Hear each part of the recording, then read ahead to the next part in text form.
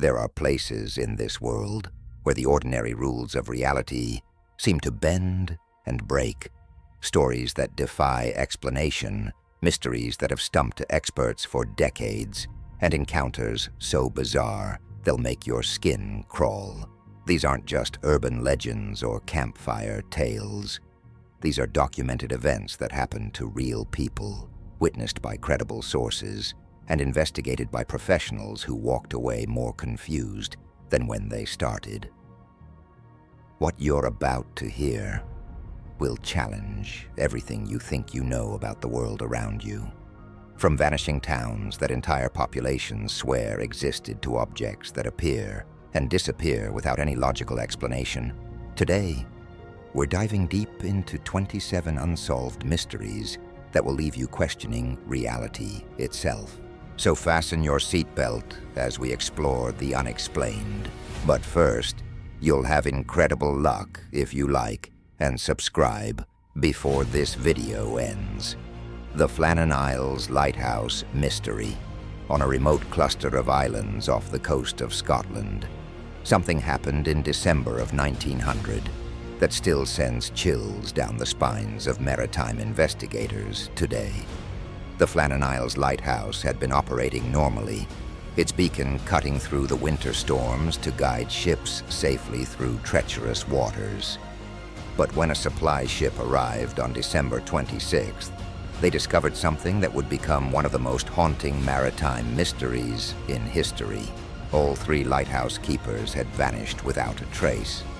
Not just missing, but gone, as if they had never existed at all. Their beds were unmade, a meal sat half-eaten on the table, and 1 chair was overturned.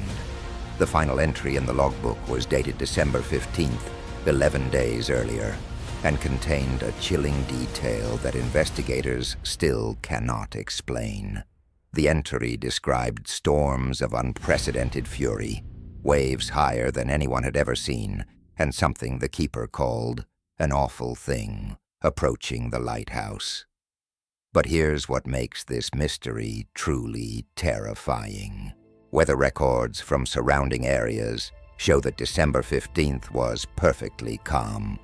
No storms, no high waves, no severe weather of any kind. So what did that final logbook entry really describe? What did the keeper see that made him write those final, desperate words? The lighthouse was built to withstand the worst storms nature could throw at it, positioned on solid rock, 75 feet above sea level. No wave could have reached the men inside. Search parties combed every inch of the islands. They found no bodies, no signs of struggle, and no indication of where 3 grown men could have gone. The only clues were strange marks on the rocks near the lighthouse, scratches that didn't match any known tools or natural phenomena. Local fishermen refused to speak about the incident, crossing themselves and muttering about things that should not be disturbed. The vanishing village of Angikuni. Deep in the Canadian wilderness lies a mystery that challenges our understanding of how entire communities can simply cease to exist. In 1930, a fur trapper named Joe LaBelle was making his way through the remote regions near Angikuni Lake when he stumbled upon something that defied all logic.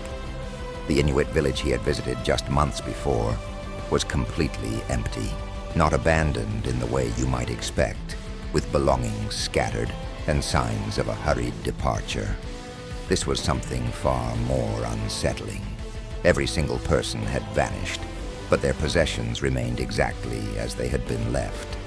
Cooking pots still hung over cold fire pits. Food supplies were untouched. Personal items lay scattered about, as if their owners had simply evaporated mid-task.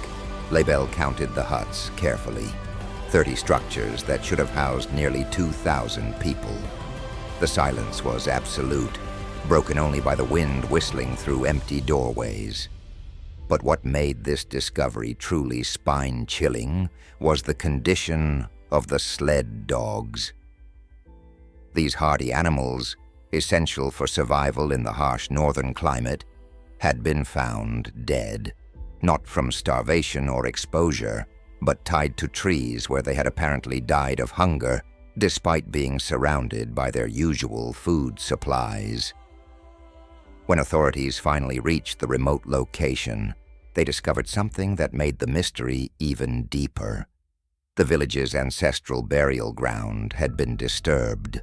Ancient graves had been opened from the inside, as if something had clawed its way out of the frozen earth. The stones that had marked these resting places for generations were scattered in patterns that made no sense to anyone who examined them. The Royal Canadian Mounted Police launched an extensive investigation, but their findings only added more questions. There were no tracks leading away from the village, no signs of violence, and no indication of where nearly 2,000 people could have gone. The case was quietly closed after months of fruitless searching, but the questions remain unanswered to this day. The Solway Firth spaceman. In May of 1964, Jim Templeton was enjoying a peaceful afternoon with his wife and young daughter at Burgh Marsh, near Solway Firth in Cumbria, England. He had brought his camera along to capture some family memories, and the day seemed perfect for photography. His daughter was wearing her favorite dress, and she posed happily among the flowers while her father snapped pictures. When Templeton developed the photographs later that week, he discovered something that would turn his quiet life upside down and create one of the most analyzed photographs in the history of unexplained phenomena. In the background of one seemingly innocent family photo stood a figure that shouldn't have been there, a tall, imposing shape that appeared to be wearing some kind of white protective suit or uniform, complete with what looked like a helmet or hood. Templeton was certain no one else had been present during the photo session. The marsh was isolated, and he had a clear view of the surrounding area. His wife confirmed that they had been completely alone.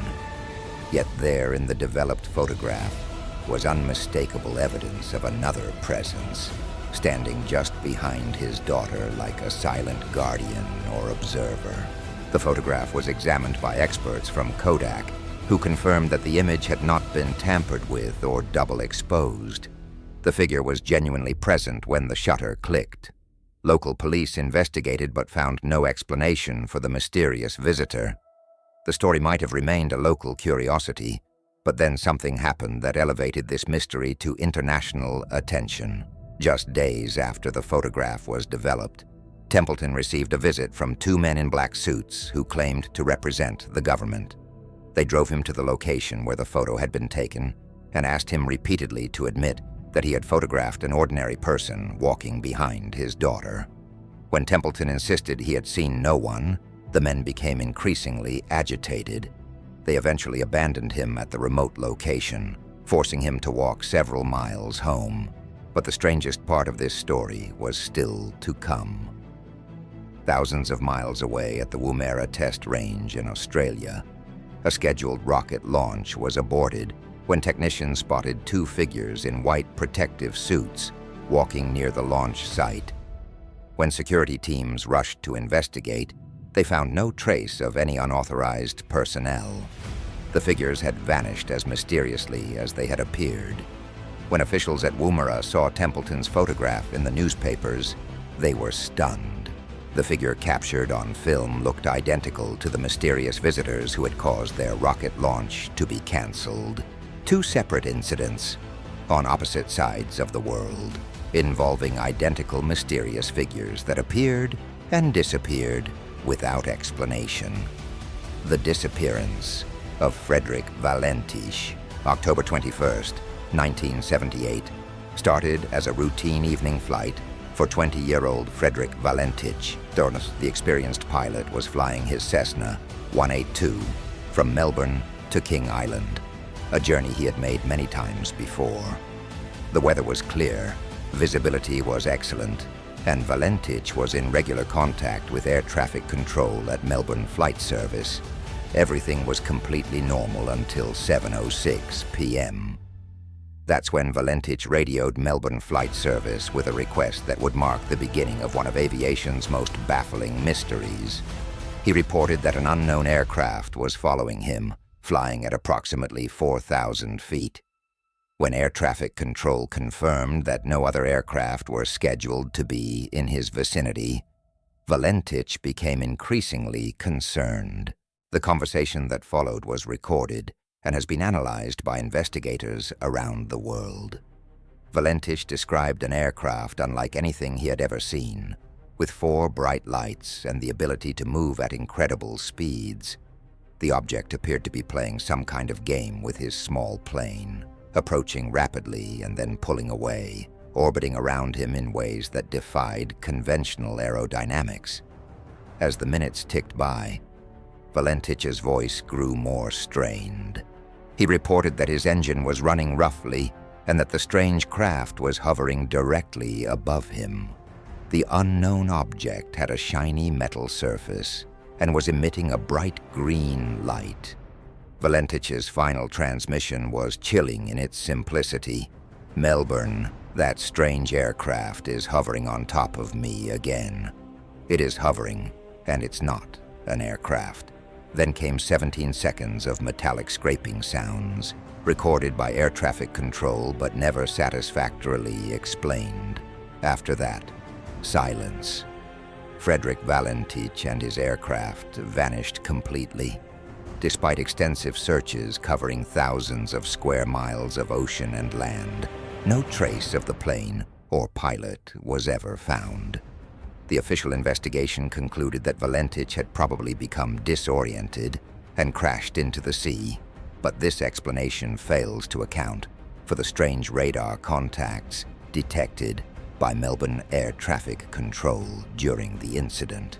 Multiple ground witnesses also reported seeing unusual lights in the sky that evening, moving in patterns that matched Valentich's descriptions. What makes this case even more mysterious is that Valentich was known as a level-headed, experienced pilot with no history of erratic behavior or wild imagination. His flight instructor described him as methodical and careful, not someone prone to panic or misidentification. The recording of his final radio communications reveals a man trying desperately to describe something he had never encountered before.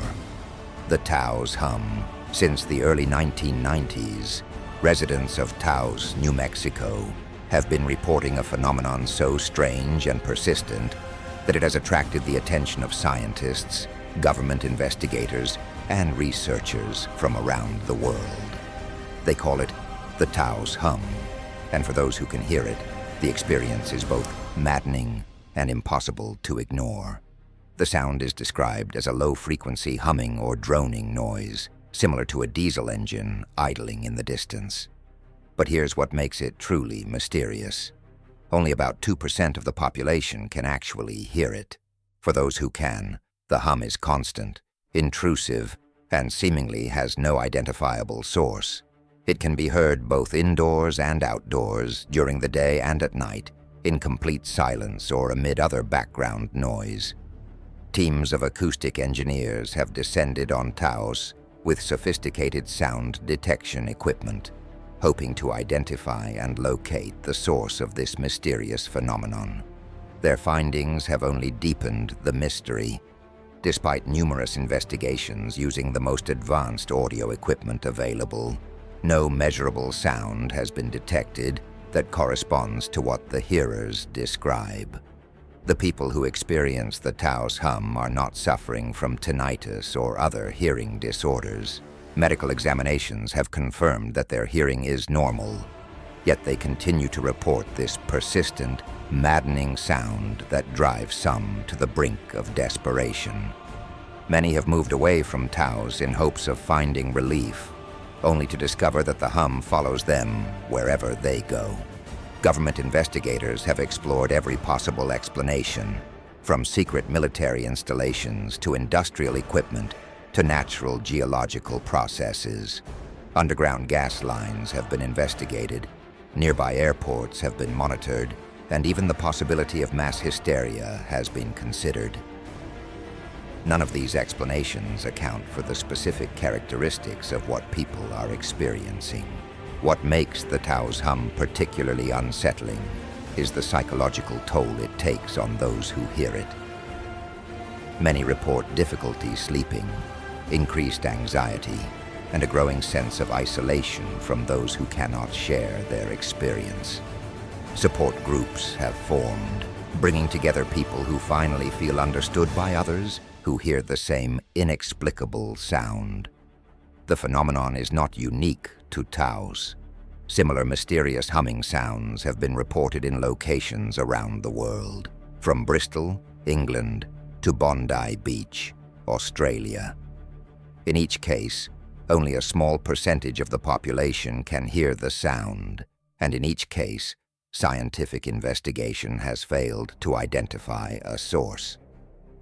These mysteries represent just the beginning of our journey into the unexplained.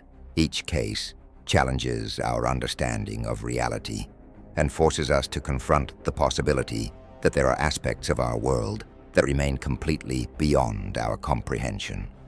The witnesses in these cases are ordinary people who found themselves face to face with the extraordinary, forever changed by experiences that science cannot yet explain. The shadow people of Hatman. Throughout history, cultures across the globe have whispered about dark figures that exist at the edge of human perception. But in recent decades, reports of a specific type of shadow entity have exploded across the internet, creating a phenomenon so widespread that researchers are struggling to explain how thousands of people could be experiencing identical encounters with something that shouldn't exist. They call him the Hat Man, and if you've never heard of him before, consider yourself fortunate. This entity appears as a tall, dark silhouette, wearing what looks like an old-fashioned fedora or top hat. Unlike other shadow people who are typically described as fleeting glimpses in peripheral vision, the Hat Man is different. He stands still, watches, and seems to radiate an aura of malevolent intelligence that leaves witnesses paralyzed with terror. The encounters follow a disturbingly similar pattern. Victims wake in the middle of the night to find this dark figure standing at the foot of their bed, in a doorway, or in the corner of their room. The presence feels ancient and evil, as if it has been watching for hours. Some report feeling a crushing weight on their chest. Others describe an overwhelming sense of dread that seems to emanate from the figure itself. What makes these accounts particularly chilling is their consistency across different cultures, age groups, and geographical locations. A child in rural Montana describes the exact same entity as a businessman in Tokyo. The details never vary. The height, the hat, the overwhelming sense of malice, and the way the figure seems to absorb light around it, creating a darkness deeper than the surrounding shadows. Dr. Heidi Hollis, a paranormal researcher who has collected thousands of these reports, discovered that many encounters occurred during times of stress, illness, or major life changes. But medical explanations like sleep paralysis or hallucinations fail to account for cases where multiple people witness the Hat Man simultaneously, or when physical evidence is left behind. In one documented case from 2019, a family in Oregon began experiencing nightly visits from the Hat Man. Security cameras captured shadowy movement in their hallways, and their pets would flee certain areas of the house at specific times each night. The family eventually abandoned their home, but the encounters continued at their new residence hundreds of miles away. The Bennington Triangle. Between 1945 and 1950, an area of Vermont known as the Bennington Triangle became the site of disappearances so bizarre and numerous that they attracted national attention. 5 people vanished without a trace in this 36-square-mile region, each under circumstances that defied logical explanation. The first to disappear was Mitty Rivers, an experienced hunting and fishing guide who knew the local wilderness better than anyone. On November 12, 1945, Rivers was leading a group of hunters through familiar territory when he simply vanished. One moment he was ahead of the group on a well-traveled trail. The next, he was gone. Despite extensive searches involving hundreds of volunteers, no trace of Rivers was ever found. Paula Weldon was next. The 18-year-old Bennington College student decided to take a hike on the long trail on December 1st, 1946. She was seen by multiple witnesses walking along the trail in her bright red coat, but she never returned to campus. Massive search efforts involving the FBI, state police, and thousands of volunteers turned up nothing. Not a scrap of clothing, not a single clue about where she might have gone. The disappearances continued with James Tedford, who vanished from a moving bus. On December 1st, 1949, the elderly man was traveling to Bennington to visit relatives. Fellow passengers confirmed he was on the bus when it made its last stop before town. When the bus arrived in Bennington just minutes later, Tedford was gone. His luggage remained in the overhead rack, but he had somehow vanished from a moving vehicle without anyone noticing. 8-year-old Paul Jepson disappeared on October 12th, 1950, while his mother was feeding pigs on their family farm. The boy had been playing in the yard just moments before, but when his mother looked up, he was nowhere to be found.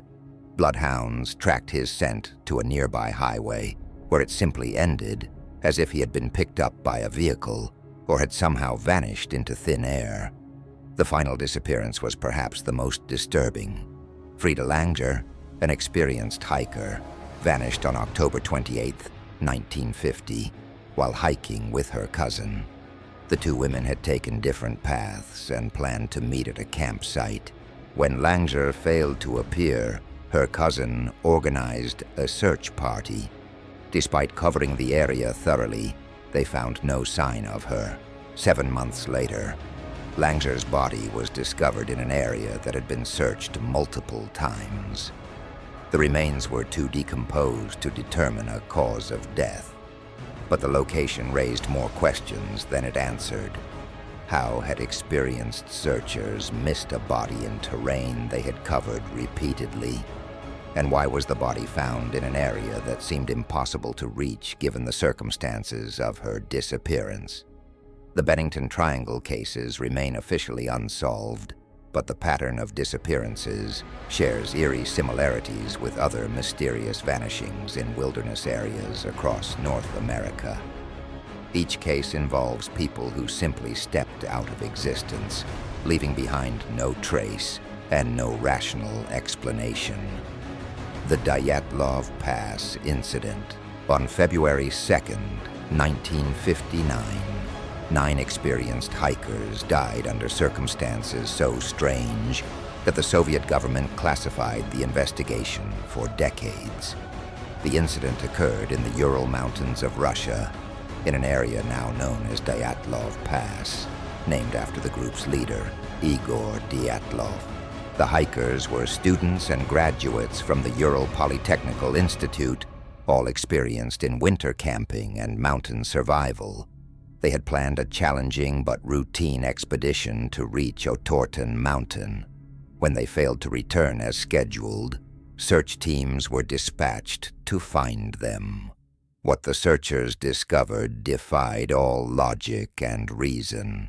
The group's tent had been cut open from the inside, and the hikers had fled into the freezing wilderness wearing only underwear and socks.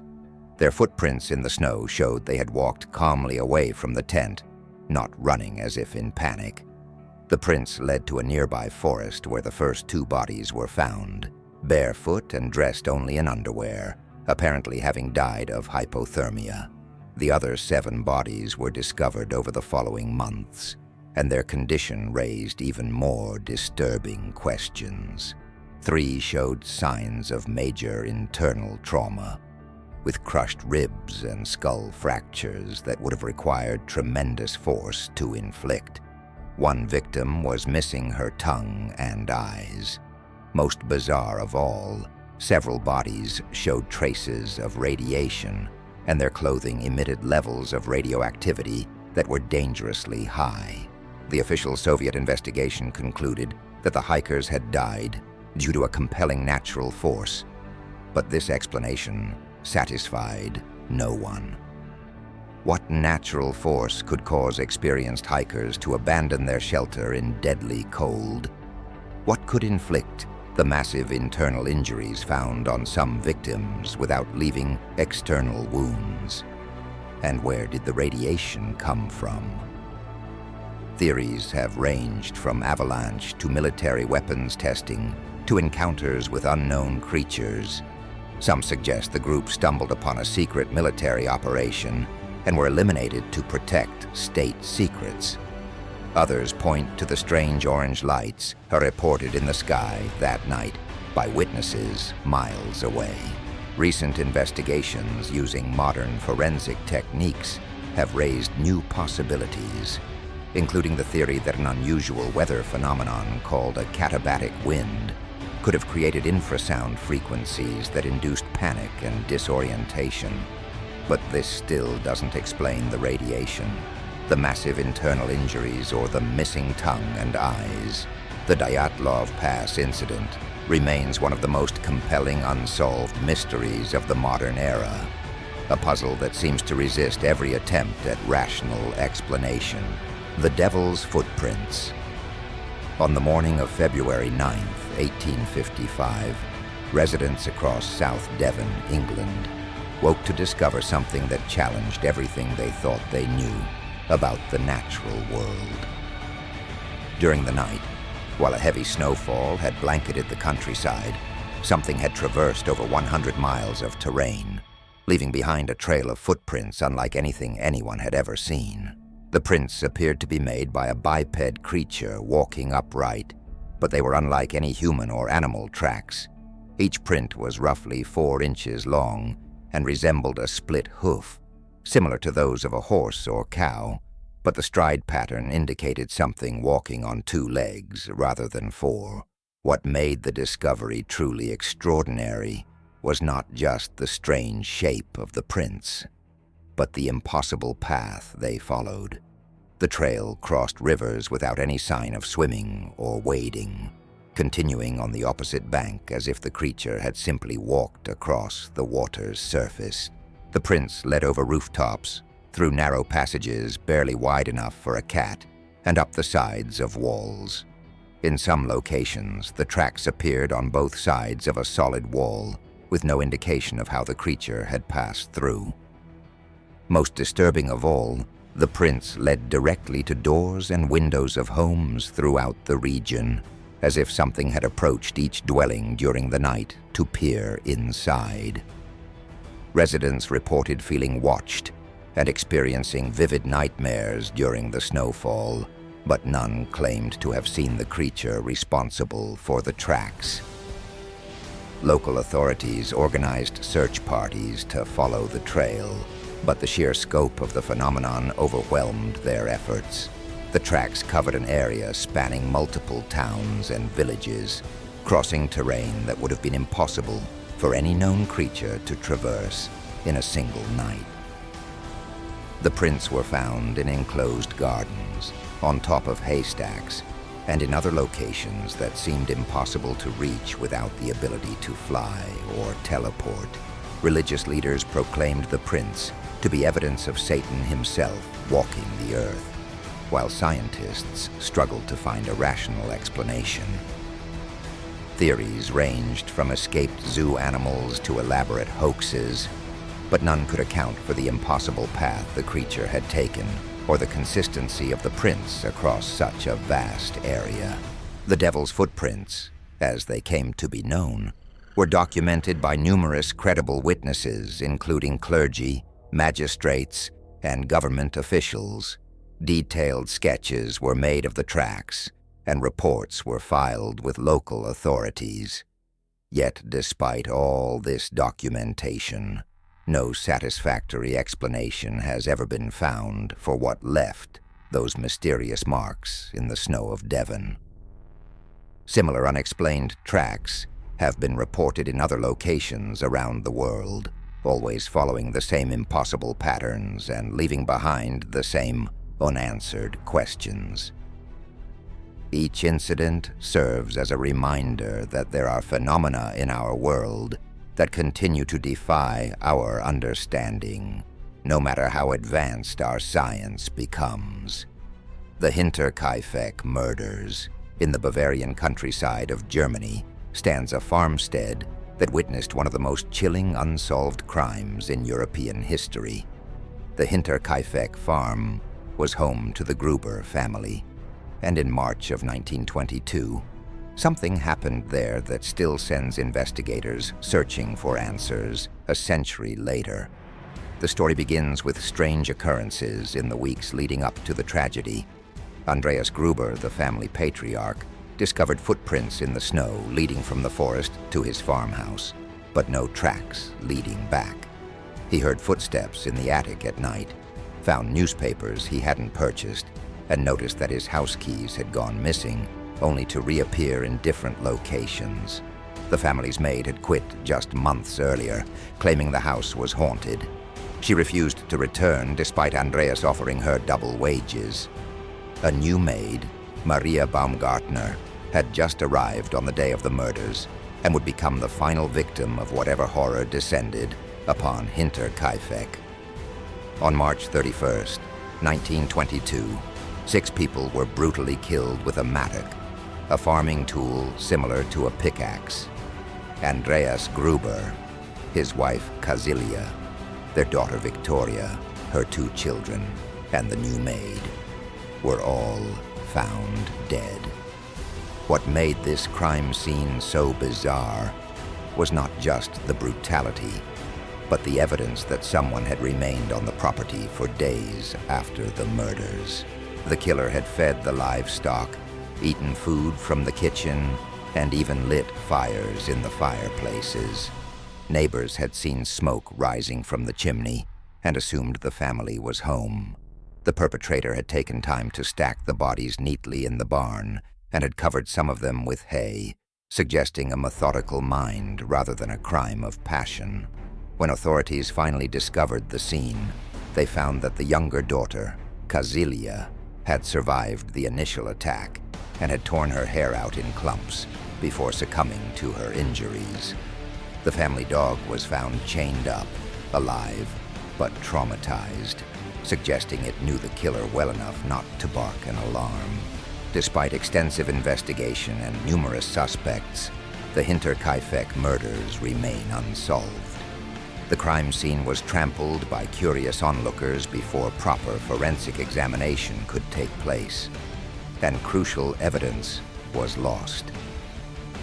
Modern investigators have used advanced forensic techniques to re-examine the case, but the passage of time has made definitive answers impossible.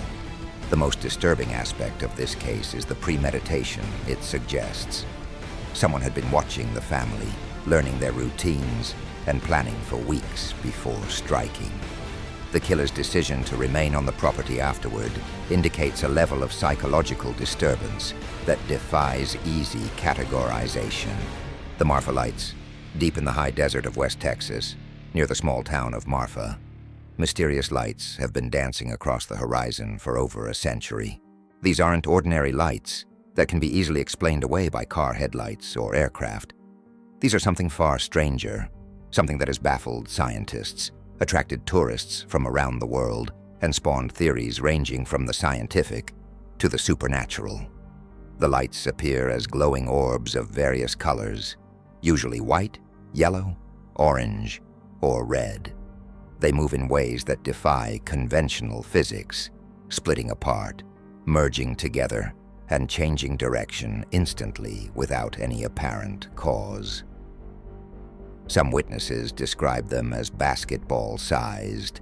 Others say they appear much larger, and their brightness varies from dim glows to brilliant illuminations that can be seen from miles away. What makes the Marfa lights particularly compelling is their long history of documented sightings. Native American tribes in the area spoke of these mysterious illuminations long before European settlers arrived. The first recorded sighting by a non-indigenous person dates back to 1883, when a young cowhand named Robert Reed Ellison spotted strange lights while driving cattle through the area. Since then, thousands of people have witnessed the phenomenon. The lights appear most often on clear nights, usually between dusk and dawn. They seem to favor certain locations in the Mitchell Flat area, though they've been spotted across a much wider region. Witnesses describe feeling drawn to the lights, as if they possess some kind of magnetic quality that compels observation. Scientific expeditions have been organized to study the Marfa lights, using sophisticated equipment to measure electromagnetic fields, temperature variations, and atmospheric conditions. Some researchers have detected unusual electromagnetic anomalies in areas where the lights appear, but no definitive explanation has emerged. The most frustrating aspect for investigators is the unpredictable nature of the phenomenon. The lights don't appear on schedule, and they seem to respond to observation in ways that suggest intelligence. Some witnesses report that the lights move away when approached, while others describe them as seeming curious about human observers. Skeptics have proposed various explanations, from atmospheric refraction of distant car headlights to piezoelectric effects from the area's quartz deposits. But these theories fail to account for historical sightings that predate automobiles, or the complex behavioral patterns that witnesses consistently report. The town of Marfa has embraced its mysterious residents, building a viewing platform for tourists and hosting an annual lights festival. But for those who have witnessed the phenomenon firsthand, the Marfa lights remain an unsolved puzzle that challenges our understanding of what's possible in the natural world. The WOW signal. On August 15th, 1977, at 11:16 p.m. Eastern Standard Time, humanity may have received its first confirmed message from an extraterrestrial civilization. The event lasted exactly 72 seconds and was detected by Ohio State University's Big Ear radio telescope as part of the ongoing search for extraterrestrial intelligence program. Dr. Jerry Amon was reviewing computer printouts of radio telescope data several days later when he noticed something that made him grab a red pen and circle a sequence of numbers and letters. Next to the data, he wrote a single word that would become famous in scientific circles. Wow. The signal appeared at 1420.4556 megahertz, a frequency that lies within the protected radio quiet zone around the hydrogen line. This is significant because hydrogen is the most abundant element in the universe, and many scientists believe that any technologically advanced civilization would use this frequency for interstellar communication. What made the WOW signal so remarkable was its characteristics. The signal was incredibly strong, about 30 times more powerful than the background noise of space. It showed all the hallmarks of an artificial transmission, with a narrow bandwidth and a specific frequency pattern that natural cosmic phenomena don't typically produce. The signal appeared to come from the direction of the constellation Sagittarius, specifically from an area that contained no known stars or planets at that time. Modern stellar surveys have since identified several sun-like stars in that region, adding to the intrigue surrounding the signal's origin. Despite decades of searching, the WOW signal has never been detected again. The Big Ear telescope monitored the same area of sky for years afterward, hoping to capture another transmission, but the mysterious signal remains a one-time event. Other radio telescopes around the world have also searched for similar signals from the same location, but none have been successful. Various explanations have been proposed for the WOW signal, ranging from reflections of Earth-based transmissions off space debris to emissions from undiscovered comets. However, none of these theories fully account for all the signal's characteristics. The frequency, duration, and intensity all point to an artificial origin, but the lack of repetition makes definitive conclusions impossible. The most intriguing aspect of the WOW signal is what it might represent. If it was indeed a message from an extraterrestrial civilization, why was it sent only once? Was it a beacon that we happened to intercept? A failed communication attempt? Or something else entirely that we can't even imagine? Recent analysis using modern computer techniques has revealed additional details about the signal that weren't apparent in 1977. The signal showed subtle frequency variations that could indicate it was transmitted from a rotating source, such as a planet or artificial satellite. This discovery has renewed interest in the phenomenon and sparked new debates about its origin. The black-eyed children. Across suburban neighborhoods and rural communities around the world, people have been reporting encounters with children who shouldn't exist. They appear as ordinary kids, usually between the ages of 6 and 16, but there's something fundamentally wrong with them. Something that triggers every primal instinct for danger that humans possess. They have completely black eyes, not just dark brown or dilated pupils, but solid black orbs that seem to absorb light rather than reflect it. When these children appear at someone's door, they always make the same request. They want to come inside. They claim they need to use the phone, or they're lost and need help, or they're selling something for school. But witnesses consistently report feeling an overwhelming sense of dread in their presence. The encounters follow a disturbing pattern. The children appear unexpectedly, often late at night or in isolated locations. They speak in an oddly formal manner, using language that seems too mature for their apparent age. They're always polite, but persistent, continuing to ask for entry even when told no.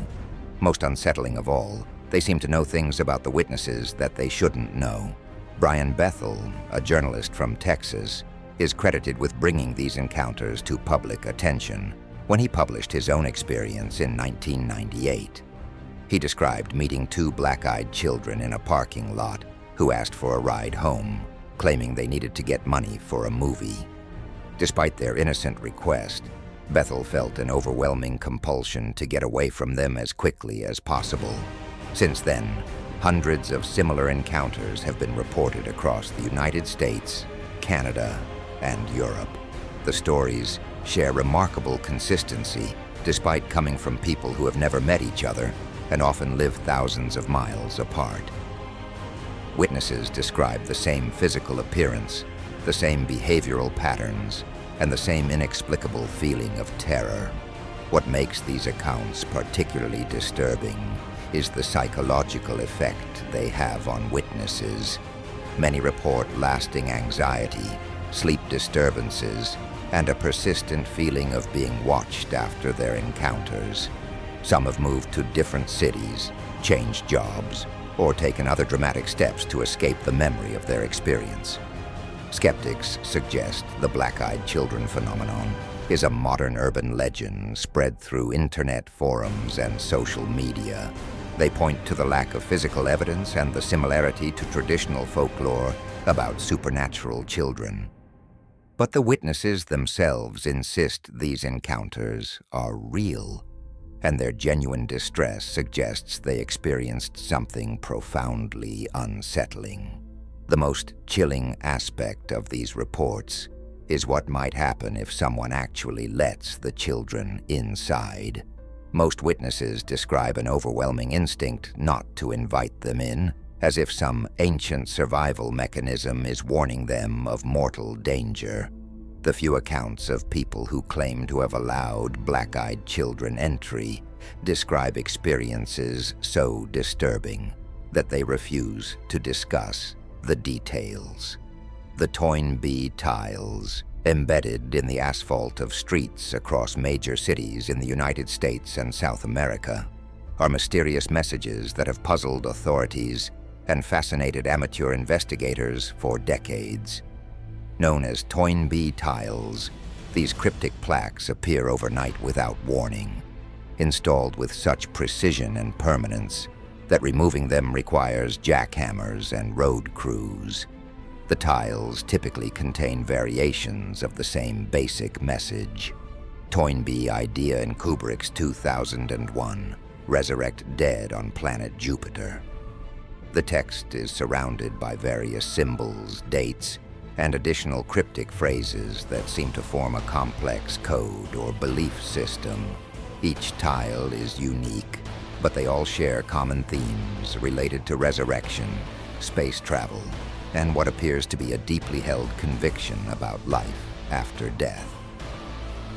The first Toynbee tile was discovered in Philadelphia in the 1980s, but they soon began appearing in cities across North America, and even as far away as Buenos Aires and Rio de Janeiro.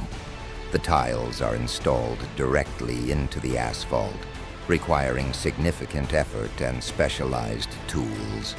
Despite their illegal placement, they often remain undisturbed for years, becoming part of the urban landscape. What makes the Toynbee tiles particularly mysterious is the logistics of their installation. Creating and placing even a single tile would require considerable time, effort, and resources. The person or group responsible has managed to place hundreds of these messages across multiple countries over several decades, all while avoiding detection by authorities or witnesses. Investigators have attempted to trace the tiles' origins, following leads that have pointed to various individuals in the Philadelphia area. The most likely candidate was Severin Vashchenko, a reclusive man who died in 2003 and was known for his obsession with the historian Arnold Toynbee and the filmmaker Stanley Kubrick. However, new tiles have appeared since Vashchenko's death, suggesting either that he wasn't responsible or that others have continued his work. The tiles reference Arnold Toynbee, a British historian who wrote about the rise and fall of civilizations, and Stanley Kubrick's film 2001, A Space Odyssey, which deals with themes of human evolution and transcendence. The connection between these references and the message about resurrection on Jupiter remains unclear, but it suggests a complex worldview that combines historical analysis, science fiction, and religious or spiritual beliefs. Recent analysis of the tiles has revealed increasing sophistication in their construction and installation methods. Earlier tiles were relatively crude, made from simple materials and installed with basic techniques. Later tiles show evidence of more advanced methods, including the use of tar paper and specialized adhesives that bond permanently with asphalt. The phenomenon has inspired documentaries, books, and online communities dedicated to tracking and interpreting the tiles. Some investigators have attempted to continue the work, creating their own tiles with similar messages, but the original mystery remains unsolved. Who created the first Toynbee tiles, and what drove them to spend decades spreading their cryptic message across the world? The bloop. In the summer of 1997, deep beneath the Pacific Ocean, something produced a sound so powerful and mysterious that it would captivate scientists for over a decade. The National Oceanic and Atmospheric Administration's underwater listening equipment detected an ultra-low frequency sound that they simply called the bloop. The sound was recorded by sensors located over 3,000 miles apart, indicating that whatever produced it was massive beyond comprehension. To put this in perspective, the loudest animal on Earth, the blue whale, can only be heard clearly from about 1,000 miles away. The bloop was heard across distances that suggested a creature of impossible size, if indeed it was biological in origin. What made the bloop even more intriguing was its acoustic signature. The sound had characteristics similar to biological origins, rising rapidly in frequency over the course of about 1 minute. Marine biologists who analyzed the recordings noted that it resembled the calls of marine animals, but scaled up to a size that defied all known biology. The location of the bloop added another layer of mystery. The sound originated from a remote area of the Pacific Ocean, thousands of miles from any major shipping routes or known geological activity. This region, sometimes called Point Nemo, is literally the most isolated place on Earth's surface. Farther from land than the International Space Station is above the Earth. For years, scientists proposed various theories to explain the bloop.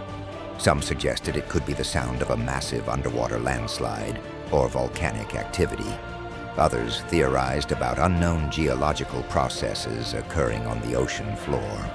The most tantalizing possibility was that it represented evidence of an undiscovered marine creature of unprecedented size.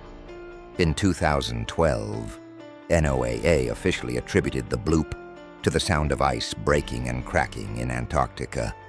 But this explanation has not satisfied everyone. The acoustic properties and the vast distances involved still raise questions about whether ice movement alone could account for such a powerful and distinctive sound. The Overtoun Bridge. In the Scottish Highlands, near the village of Milton, there stands a Victorian bridge that has become known as one of the most mysterious structures in the world. The Overtoun Bridge appears perfectly ordinary, a beautiful stone arch spanning a rocky gorge. But since this bridge has been the 1950 site of an inexplicable phenomenon that has baffled animal behaviorists and paranormal investigators alike. Dogs have been leaping to their deaths from this bridge at an alarming rate.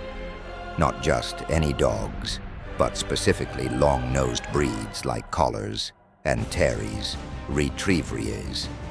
The animals appear to be in perfect health and normal spirits as they walk across the bridge with their owners. Then, without warning, they suddenly leap over the parapet to the rocks 50 feet below. What makes this phenomenon truly disturbing is the behavior of the dogs just before they jump. Witnesses describe the animals becoming fixated on something near one specific section of the bridge. Their behavior changes dramatically, as if they're responding to something their human companions cannot perceive. The dogs become agitated, focused, and then make a deliberate leap over the stone barrier. Local veterinarians have examined surviving dogs and found no signs of illness or neurological problems that might explain the behavior. The animals that survive the fall often attempt to climb back up to the bridge, as if they're still compelled by whatever force initially drew them to jump. Over the years, more than 300 dogs have reportedly leapt from the Overtoun Bridge, with at least 50 confirmed fatalities. The consistency of the phenomenon has led to extensive investigation by animal behavior experts, but no satisfactory explanation has been found. Some researchers have suggested that the dogs might be responding to scents carried on air currents from the gorge below, possibly the musk of mink or other animals. Others have proposed that unique acoustic properties of the bridge might create sounds audible only to dogs. But none of these theories explain why the phenomenon occurs only at this specific bridge, or why it affects only certain breeds of dogs. The local community has erected warning signs and encouraged dog owners to keep their pets on leads while crossing the bridge. But the mysterious compulsion continues to claim victims. The Overtown Bridge remains a place where the normal world seems to break down, where beloved family pets are driven to inexplicable acts of self-destruction by forces that remain completely invisible to human perception. The Max Headroom Incident on November 22, 1987, televisioned something that should have been impossible. Viewers in Chicago witness. During a broadcast of the WGN-TV Evening News, the signal was suddenly interrupted by a bizarre transmission featuring someone wearing a Max Headroom mask. The intrusion lasted only about 30 seconds, but it marked the beginning of one of the most famous unsolved mysteries in broadcast history. The figure on screen swayed back and forth against a corrugated metal background, while distorted audio made most of the speech unintelligible. Before engineers could trace and stop the transmission, it ended as abruptly as it had begun, and normal programming resumed. Station technicians were baffled by how someone had managed to override their broadcast signal with such precision. Later that same evening, the mystery deepened when the hijacker struck again during a broadcast of Doctor Who on WTTW, Chicago's PBS station. This time, the intrusion lasted nearly 2 minutes and included clearer audio. The masked figure delivered a rambling monologue filled with references to television personalities, corporate slogans, and bizarre non-sequiturs. What made this incident truly extraordinary was the technical sophistication required to pull it off. Signal hijacking, especially of multiple television stations, requires extensive knowledge of broadcast technology and access to expensive equipment. The perpetrator would have needed to overpower the station's transmitters with a stronger signal, a feat that requires precise timing and considerable resources. The Federal Communications Commission launched a full investigation, treating the incident as a serious federal crime. Signal hijacking can result in significant fines and prison time, as it violates multiple broadcast regulations and potentially endangers public safety. Despite extensive efforts involving the FBI and broadcast industry experts, the hijacker was never identified. Analysis of the transmissions revealed sophisticated planning and execution. The hijacker had to know exactly which frequencies to target and had to position their equipment to maximize signal strength while avoiding detection. The timing of both incidents during popular television programs suggested someone with intimate knowledge of Chicago's broadcast schedule. The Max Headroom incident occurred during an era when broadcast security was minimal, making such hijacking theoretically possible, but still extremely difficult to execute without detection. The fact that the perpetrator managed to strike twice in one evening and then vanish without a trace suggests either exceptional luck or insider knowledge of broadcast operations. Decades later, the case remains officially unsolved, though various suspects, sleuths. The incident has been proposed by investigators and amateur a cultural touchstone, referenced in documentaries, articles, and online forums dedicated to unsolved mysteries. It stands as a reminder that even in our connected, monitored world, it's still possible for someone to completely disrupt the normal flow of information and then disappear back into anonymity. The Antikythera mechanism.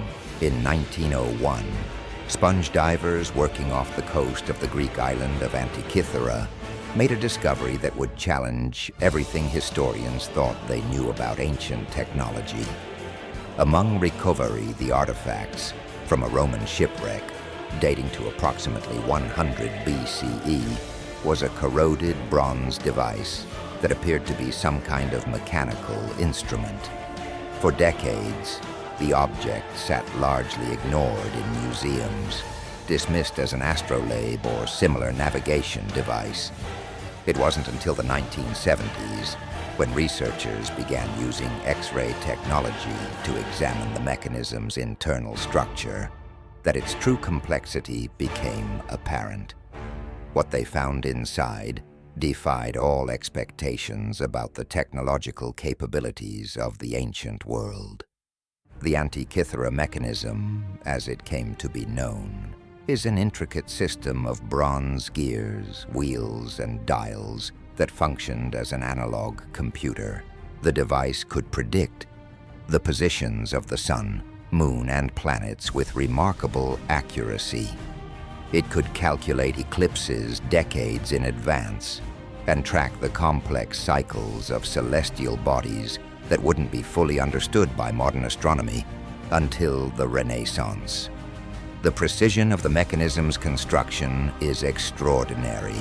The gears are cut with a level of accuracy that rivals modern machining, and the mathematical calculations required to design the device demonstrate a sophisticated understanding of astronomy and mechanics that historians didn't believe existed in the ancient world. Recent analysis using advanced imaging technology has revealed even more complexity within the mechanism. Researchers have identified gear ratios that correspond to the orbital periods of Mercury, Venus, Mars, Jupiter, and Saturn. The device appears to have been capable of modeling the entire known solar system as understood by ancient Greek astronomers. What makes the Antikythera mechanism truly mysterious is not just its complexity, but its uniqueness. No similar devices from the ancient world have ever been discovered, despite extensive archaeological excavations throughout the Mediterranean region. This suggests either that such technology was extremely rare, or that this particular mechanism represents a completely lost branch of ancient engineering. The discovery has forced historians to reconsider their assumptions about technological progress in the ancient world. If Greek craftsmen could create such sophisticated mechanical computers in the 1st century BCE, what other advanced technologies might have existed that have been lost to history? The mechanism also raises questions about the transmission of knowledge between ancient civilizations. The mathematical concepts required to design such a device suggest contact with Babylonian astronomy and possibly other advanced mathematical traditions from the ancient world. Modern attempts to recreate the Antikythera mechanism have proven challenging, even with contemporary tools and knowledge. The precision required to cut the bronze gears and calibrate the complex system of wheels and dials represents a level of craftsmanship that few modern artisans could match. The Tunguska event. These 27 mysteries represent more than just unexplained events scattered across time and geography. They are windows into the profound limitations of human understanding. Reminders that despite all our scientific advances and technological achievements, there are still phenomena in this world that resist every attempt at rational explanation. From ancient mechanisms that shouldn't have existed to modern encounters that defy all logic, each case forces us to confront the unsettling possibility that reality itself might be far stranger and more complex than we dare to imagine. The next time you find yourself alone in the dark, remember these stories and ask yourself what other mysteries might be lurking just beyond the edge of perception, waiting to challenge everything you thought you knew about the world around you.